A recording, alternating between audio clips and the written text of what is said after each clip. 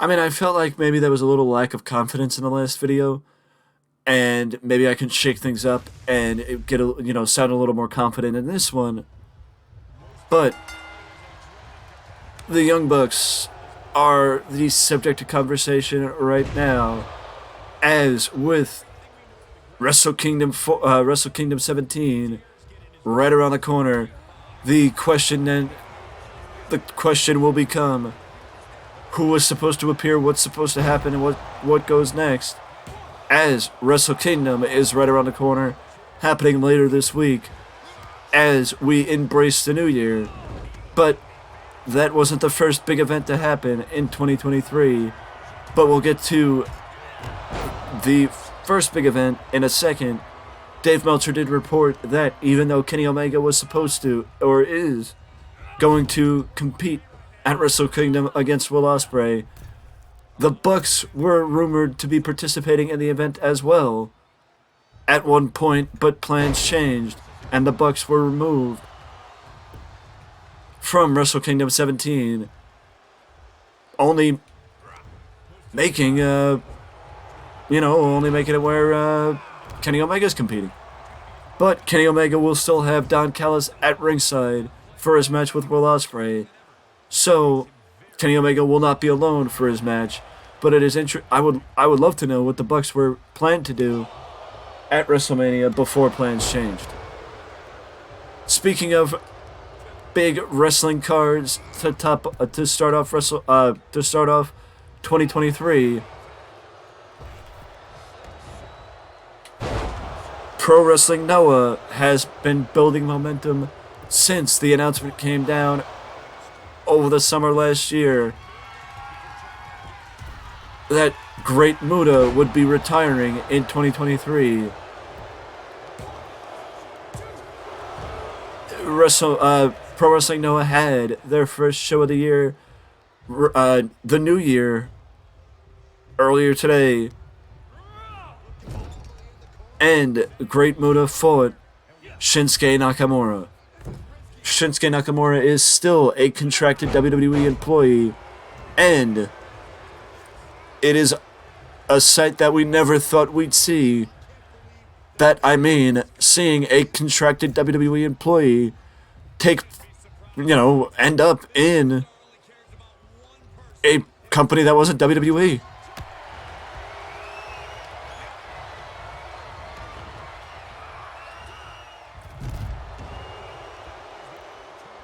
And surprisingly, Muta actually put over Nakamura. Muta actually did put over Nakamura. Much to my surprise, I thought at least Muta would win, unless Muta's going to lose a lot of his matches. I don't really know. I guess it really depends on if there are plans to bring back Darby Allin, but I guess I'm just a little surprised that Muta lost to Shinsuke Nakamura, because Shinsuke Nakamura will not be appearing again in Pro Wrestling Noah anytime soon, you would figure. And I figured that maybe Noah would have Muta put over somebody that's going to stay on the roster. But that's just me. A lot's going to change in the Japanese landscape with Muta finally retiring. Muta's been an active wrestler since 1984. Muta's been active since 1984, and he's finally retiring in 2014 and 2023, which is absolutely insane that Muta's been active that long and is just retiring in 2023.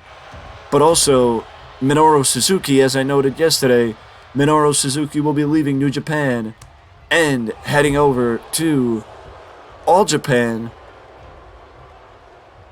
with Suzuki-gun having their last match as a stable in late 2022, a few days before Christmas. If I was you, I'd go out of my way to find Shinsuke Nakamura versus Great Muta, because it will likely be a match worth seeing, as it is going to be a sight that none of us thought we'd ever see.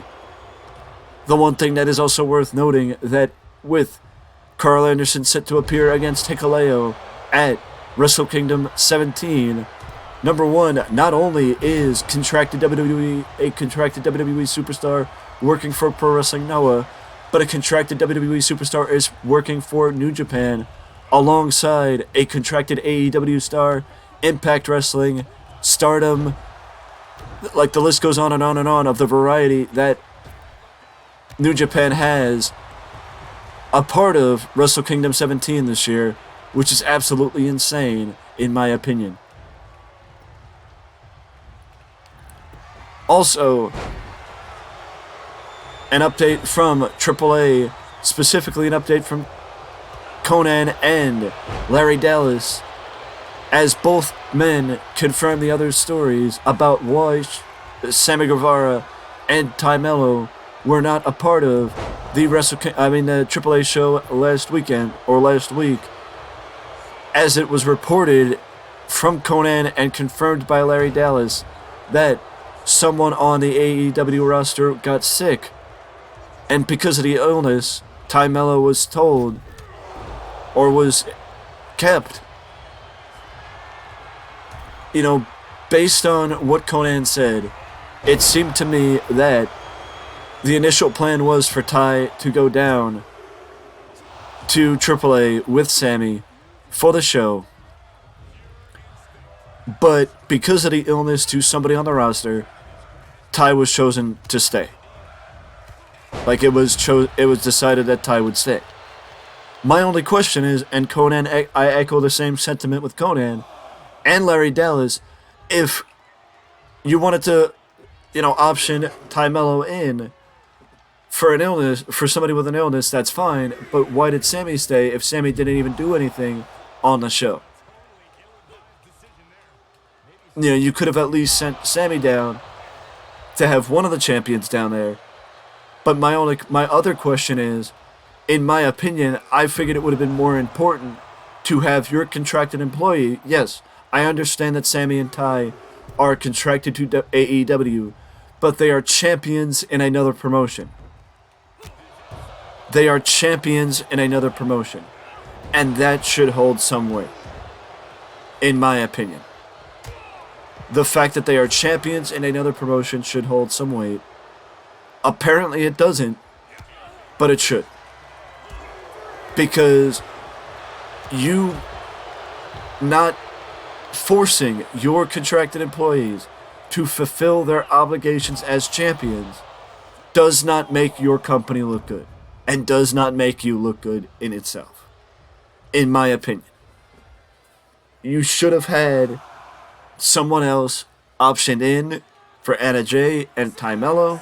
It could have kept the feud going between Anna Jay, Ty Mello, and Ruby Soho, because much like in the turn, with if Sammy went down there, you could have had a story with Sammy and Ty against whoever would win the titles, because Sammy and Ty did not defend the titles. You know what I mean? You could have had somebody replace Ty down there, have Sammy lose, and that would have been that would have been an angle in itself. You could have had Ty go down there with Sammy and fulfill their obligations as champions like they should have, and then had somebody fill in for Ty in AEW, and had that been the story where Anna Jay lost because it wasn't Ty Mello on her side, it was somebody else, and you could have gotten somebody else on the roster on television and had the reason be, I don't know, that Ty Mello had contractual obligations to AAA to appear, and just because she is an employee of AEW doesn't mean her obligations to AEW take precedent to contractual obligations as champion in another promotion, because if that is the case, don't allow your contracted employees to be champion in another promotion, because again, it doesn't make you look good if you're making your contracted employees, if you're not allowing your contracted employees to appear and you expect them to put your bookings ahead of bookings where they defend championships in another promotion. I know I'm a blimp on the radar and my opinion doesn't matter, but the fact of the matter is it doesn't make them look good. And I am on the side of Conan and Larry Dallas in this situation, that there was enough people on AEW's roster and there was enough ways to settle this situation where if AEW contacted AAA, and looked for a compromise and mentioned the situation that they wanted Ty on the show, then AAA probably would have asked for Sammy. Simple as that. The other thing I wanted to mention before we wrap up is that Edge's contract is coming up. Edge signed a 3-year deal for 25 appearances or 5 matches back in 2020, ahead of the Royal Rumble. And, well, it's worth noting that Edge fought in 6 matches in 2022, which is the reason why he took his brief hiatuses here, there, and sometimes throughout the year and would return sporadically. It wasn't because Edge just liked returning. It was because WWE was giving him a break to save the dates that they had him for and the matches they had him for. Edge fought in 6 matches in 2022, and that's why we haven't seen him since his I Quit match at Extreme Rules with Finn Balor. But it is very likely that Edge will return for one more WrestleMania, and then his contract will be up. You have to figure that Edge's contract is up at some point soon if he signed it before the Royal Rumble in 2020. But you also have to figure that Edge and his relationship with WWE, he will either re-sign or go on for one more WrestleMania and then figure out a contract after WrestleMania. Either way, I think it is very likely that we will see Edge one more time at WrestleMania and go out on his terms. I'm not saying that this is possibly the last time we will see Edge, but I wouldn't be surprised if he goes on a retirement tour. Either way, I am happy for Edge that he's been able to end his career on his terms. But let me know down in the comment section below your thoughts on anything and everything talked about in this video, and I will see you in the next one because it is time for me to sign off. See you again soon.